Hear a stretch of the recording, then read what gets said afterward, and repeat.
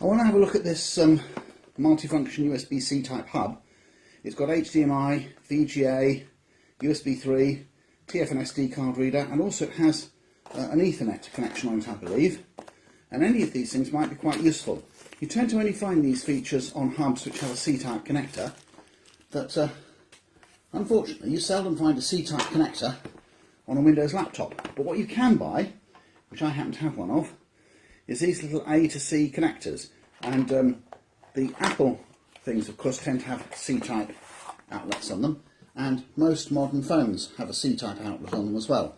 So I'm just going to have a look and see what I can do with this hub with various different pieces of equipment I happen to have. Get the hub out and have a look at it while the laptop's booting up. So you get a little flying lead which you can plug into your laptop. So to start with, I'm going to try it with the laptop, so I'll plug it into the A to C connector. C-type connectors, it doesn't matter which way up you put them, they can be either way up. So here we have a C-type output, VGA output, HDMI output, Ethernet, two A socket USB 3 connections, a TF card and an SD card. Now I use the both the TF card and an SD card in my wildlife cameras. I haven't currently got any data on either of them, but I might try popping one of the cards in just to show that I can read it in a minute. So the computer has now started up.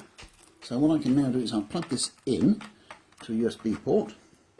There's a little cover here.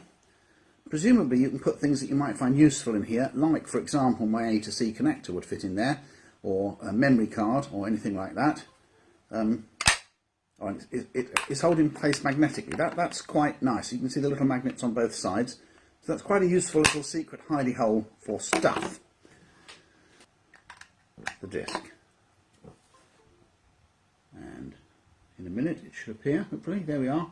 Removable drive H. I can't remember what's on this disc, so we'll just go into it and have a look. And it looks as if it's got a Windows install on it. So this would be an install for installing Windows. Oh, I've got a label on it. Windows 10 setup. That's a Windows. So here is a TF card plugged into it using an SD card adapter. I also plugged it in directly. They both work quite nicely, which is useful to have. So after installing the driver for the Ethernet port, I then tested the Ethernet port, as you can see. So here's my laptop.